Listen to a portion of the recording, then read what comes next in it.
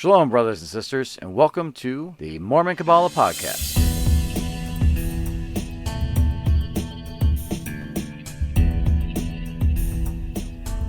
This week we're actually going to jump in. We're calling this week Episode 1 because we're finally actually going to jump into the Book of Mormon. We're going to start with the small plates of Nephi, and we'll talk about what the small plates are later. Nephi, in his writings, actually goes into why he's compiling them and putting them together. So we'll talk more about the small plates then. Today, we're actually going to go over what is considered the first and second verse of chapter 1 in Nephi. Now, when I give a verse, there's going to be two different styles, and I should clarify that now. There's the RAV, which is what Community of Christ uses. And there is the OPV, which is what the Church of Jesus Christ of Latter-day Saints out in Utah uses. Now, there are other versions out there. However, these are the two versifications that are the most popular, so they are the ones that we'll be using. Now, if you look at chapter 1 on the website, you will notice that I've got this broken down a little bit differently. We have the RAV on the left-hand side. Then in brackets, we have the OPV. The reason for this is because Community of Christ, they stuck with the original chapters found in the Book of Mormon in the original Church of Jesus Christ of Latter-day Saints that was organized by Joseph Smith. They went in and added verse numbers, but unlike Brigham Young's denomination, they did not create new chapters. So the OPV is in brackets because it is the least likely to be similar to the earliest versions of the Book of Mormon. So we're going to be going over verses 1 and 2 in the RAV and 1, 2, and 3 in the OPV. Now I'm just going to go ahead and read them now, and you'll notice the wording is a little different.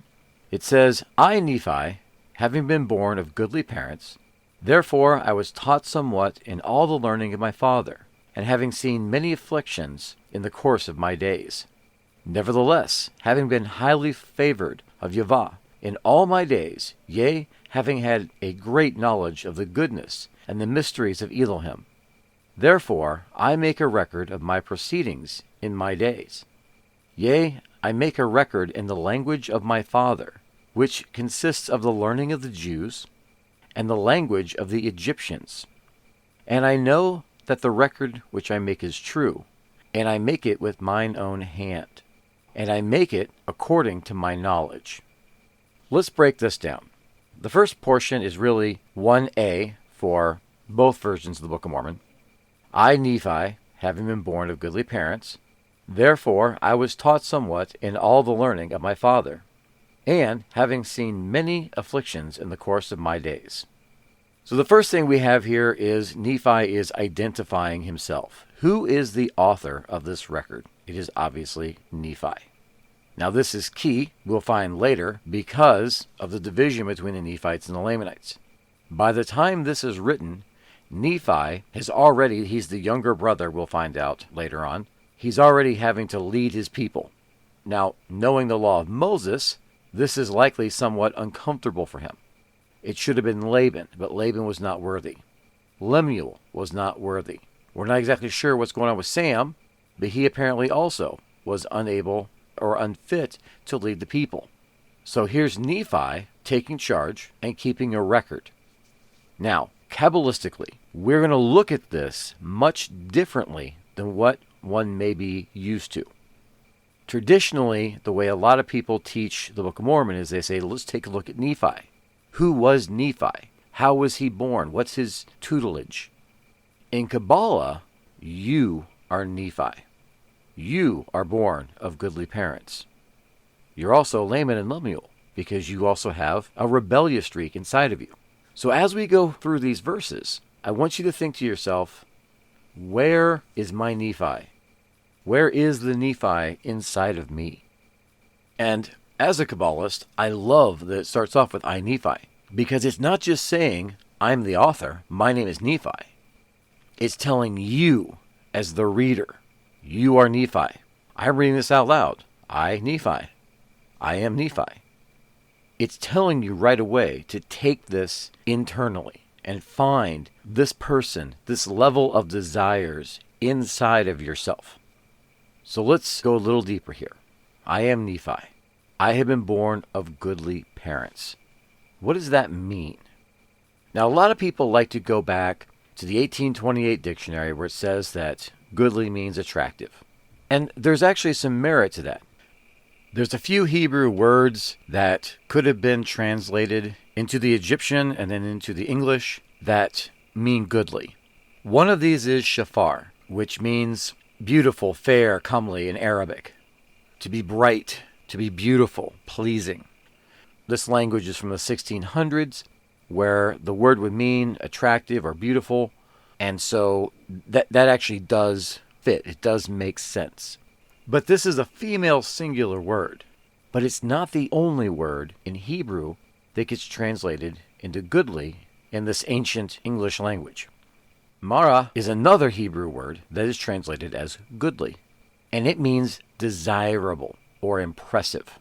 And I think that fits better, because it doesn't really make a lot of sense to say, yeah, I was born of some attractive parents, and because of this, we're not going to sit here and say, well, obviously because I was born of Tom Cruise and Nicole Kidman, two very attractive people, but to say, having been born of desirable parents, having been born of impressive parents, that makes more sense.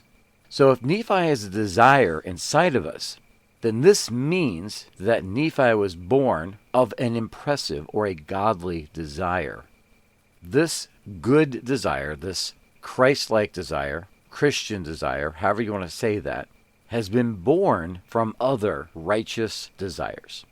So now we know what kind of desire Nephi is inside of ourselves. Well, each desire comes from something. So therefore, I, Nephi, was taught somewhat in the learning of my father. What is it that his father knew? Now this is very reminiscent of what Jesus says. Jesus says in the New Testament, I do nothing save it be what I see my Father do. And that is John 5:19. Truly I tell you, the Son can do nothing by himself unless he sees the Father doing it.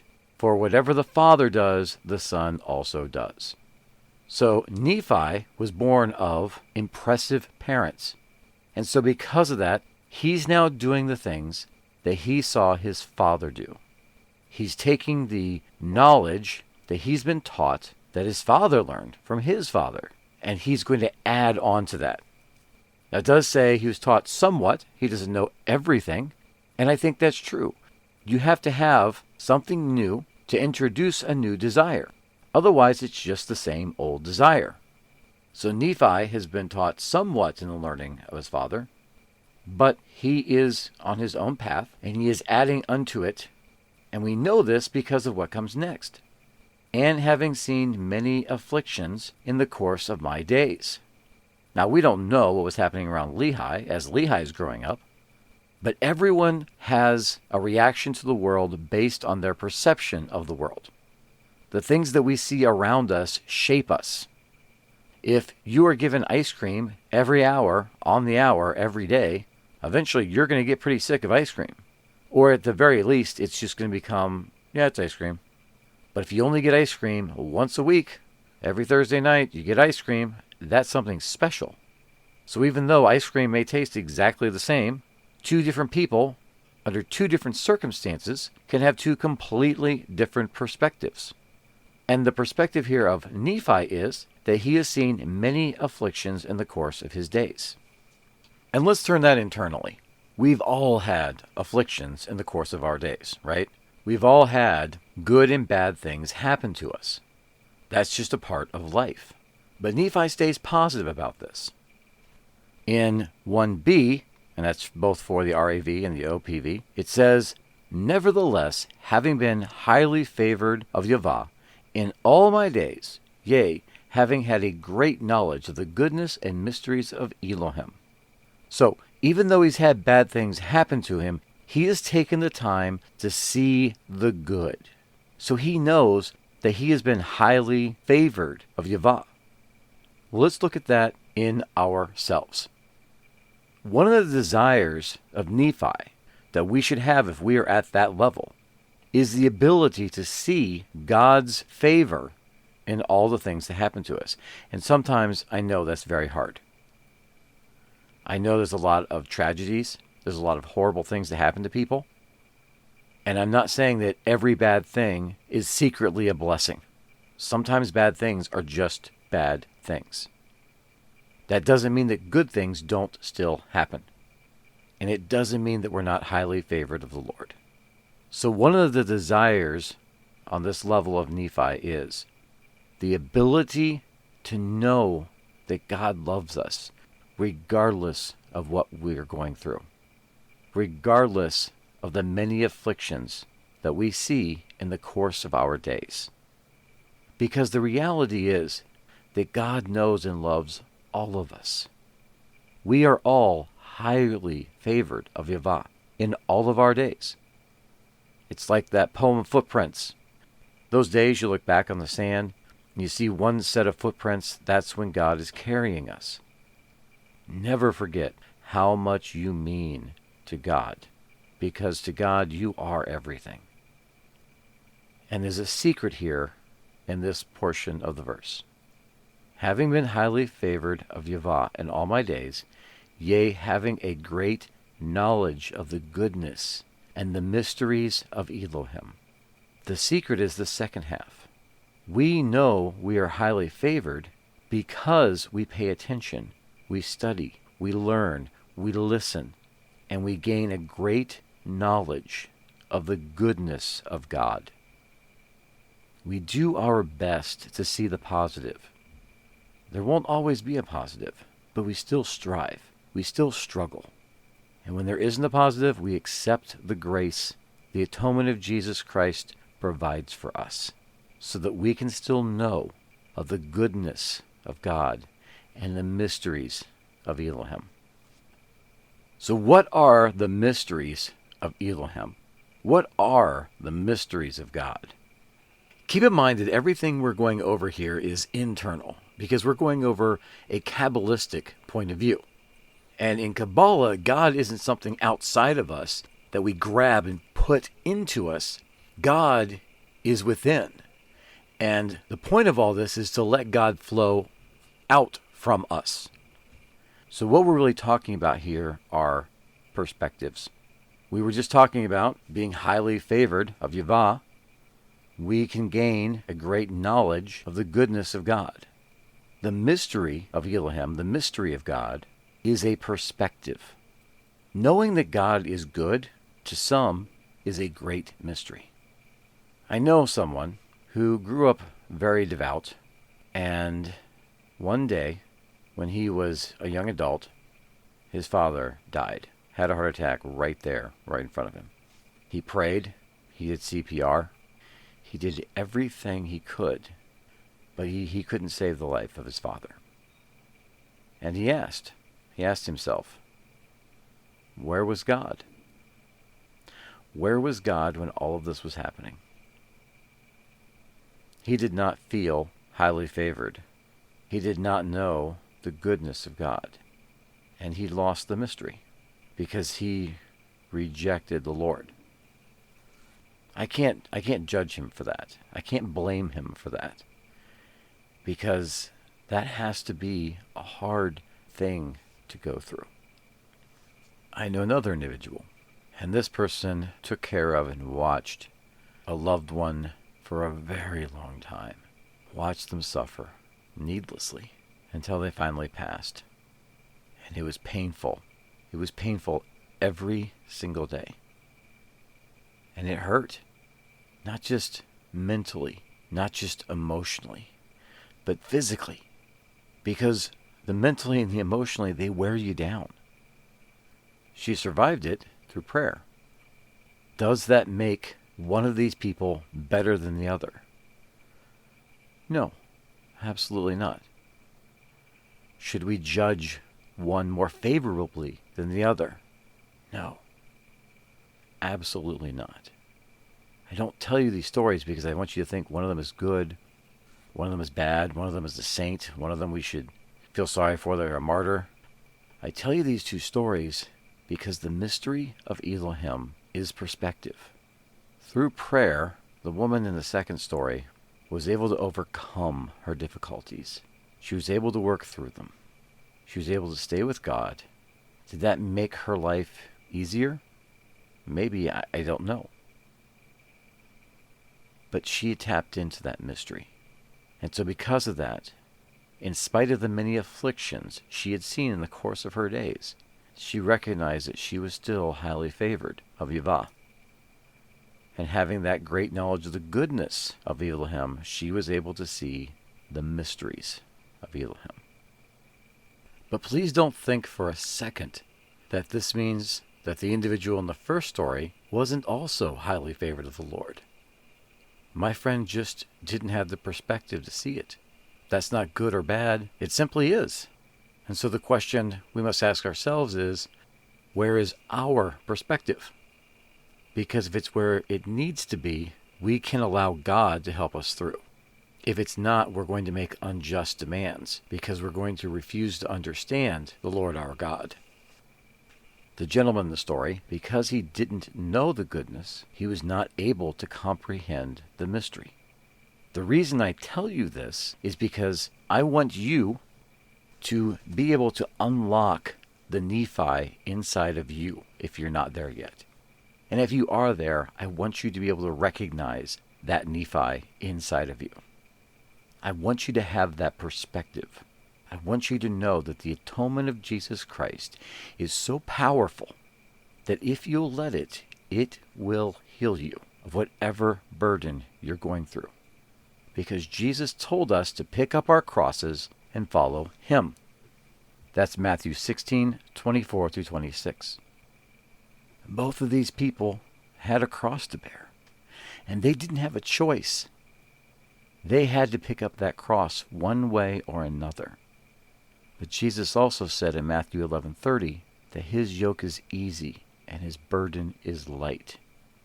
Allowing the atonement to take effect in your life will help you to see the good in this world. It will help you to understand the mysteries of Elohim. Will you be all-knowing? No. But you will know that there is an answer. And I promise you that if you keep studying and you keep looking, diligently seeking, you will find it. Because it's in front of you. And it's just a matter of changing that perspective. Just tweaking it a little to unlock that mystery. And it'll be like throwing off shackles. These heavy weights that have been holding you down will fall to the ground and you will stand free. And then you'll pick them up like feathers. You will carry them because you will understand the will of the Lord. Now, in 1C, we get into some deeper Kabbalistic ideas. We're going to go over the levels of understanding called the four worlds. The four worlds are Assiah, Yetzirsh, Briah, and Atziluth. Now, we're not going to get too deep into this, but just quickly, the four worlds are based off of a passage from Isaiah, and that's Isaiah 43:7. In the King James Version, that says, "Even every one that is called by my name, for I have created him for my glory. I have formed him, yea, I have made him." The first one here is called by my name. The second is created for my glory. The third is formed him. And the last is made him. And that's going from the top to the bottom. So the first thing Nephi says here in 1C is, "Therefore I make a record of my proceedings in my days." That is Assiah. I have made. This is the lowest world, the world of action. Here is where we focus on prayers, supporting our mundane human endeavors, combating evil on a daily basis. Basically, what we need to realize at this point is when we're traveling through this world and we're seeking to change our perspective and we're striving to become more godly, more Christ-like, it starts off in our actions. Remember, we are moved by grace. We are changed by grace. That grace leads to works. Those works are actions. So therefore, the first thing we do is make.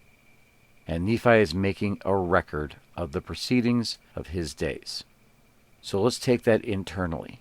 What are you doing in the world of Assiah currently? What are you making in the name of the Lord? What are you making in Christ's name? The second is the formation, or maybe we could say the transformation. Yetzirsh. Yea, I make a record in the language of my father, which consists of the learning of the Jews and the language of the Egyptians. So in the first, he's going to make a record, but now we're going to get more detailed. We know what language it's going to be in, and we know what learning is going to be used.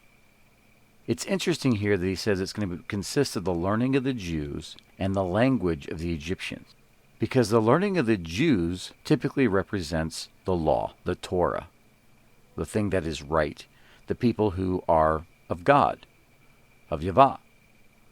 The language of the Egyptians, now we're talking about the people that oppressed Israel. So we're putting these two things, these good and evil things together.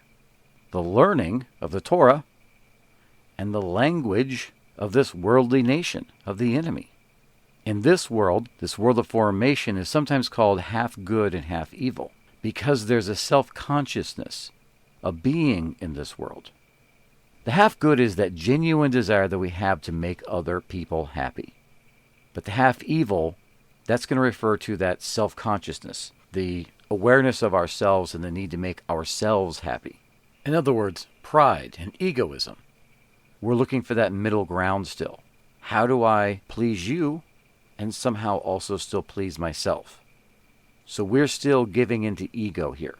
That's why this is a formation and not a creation. And it's the battleground. That is the battle that we're constantly fighting. That good and evil inside of us. The learning of the Torah and the language of the Egyptians. Because we are still in this world, in this mortal realm, regardless of where we are spiritually. In the RAV, we're now in verse 2. In the OPV, we're in 3a. And we come to Briah. And I know that the record which I make is true, and I make it with mine own hand. Now we're at the creation. I make it with my own hand. Briah, as I said, is the world of creation. It's not something from nothing. It's something that has come from the other two worlds. At this point, we are aware of the divine light, but we cannot allow it to take away our knowledge of our own existence. But this is our growth in grace. This is us being born again. We are being remade. Because remember, being born again is a process. We grow in grace. We're going to be born again over and over and over. So as we go through the first two worlds and we divide the light from the darkness, getting rid of the evil and keeping the good, that allows us to be born again in a new way each time. And then finally he says in 2b for the RAV and 3b for the OPV, I make it according to my knowledge. Atziluth. This is the world of emanations. This is the world of causes. Now we are in the realm of divinity. We've grown in that grace. We've climbed Jacob's ladder, and we've taken whatever this is that the Lord has given us to work on, and we've earned our degree. And this is exactly how he has it here. He's going to make a record. It's going to be in the language of his father, with the learning of the Jews and the language of the Egyptians. He's going to make it with his own hand. What does that mean inside of us? That's the Holy Spirit. That's God's hand. The hand of God changing us. He's going to make it according to his knowledge. That's what we're trying to access. That's what we're trying to get to. The revelation, the knowledge of God. Remember what we said. We want to know the mysteries of Elohim. This is the secret. This is how we unlock the mysteries of Elohim. We make, we form, we create, and we are called. But it's not really us, because we're doing all this as we're moved by the grace of Christ to do these works. So it's really God making. God forming, God creating, and God calling us. God is calling us first, and we move through the other three worlds to get to the fourth because we've heard him calling our name. He calls us and we are made. He calls us and we are formed. He calls us and we are created. He calls us by name. And there we stand before him. That's the ultimate goal of Mormonism. That's the ultimate goal of Kabbalah, to see the face of God. So, I want to leave you with two things today. The first is, where are you? Where are your desires? Where are the things that you are seeking in your life? Have those desires been born of goodly parents? Have the desires that have led to those desires brought you where you are because they've been taught somewhat in the learning of their fathers? How do you react when you see the many afflictions in the course of your days? Do you know, do you understand that you have been highly favored of Yahweh in all of your days? Are you open to the great knowledge of the goodness and the mysteries of Elohim? The other reason why this is the first formal podcast for the Mormon Kabbalah podcast is because this is the introduction. This is what we'll be learning. So the second thing I want to leave you with, the second question for you is, what are you making? And what are you making it with? Do you know that what you're making is true? And are you allowing God to assist you in making it with your own hand? Because remember, God can tell us what to do. He can guide us, and we do it through the grace of Christ. But we are the ones that actually do that thing. We are the ones that feed the sick, that care for the poor, that mourn with those that mourn, that rejoice with those that are rejoicing, and that comfort those that stand in need of comfort. We are the ones that participate in the miracle. What are you making with your hands? What is God calling you to make with your hands? And are you making it according to your knowledge? Are you making it with that connection that you have with God? So join us again next week, and we'll be moving right along in the record of Nephi and the small plates. But for now, shalom, and God bless.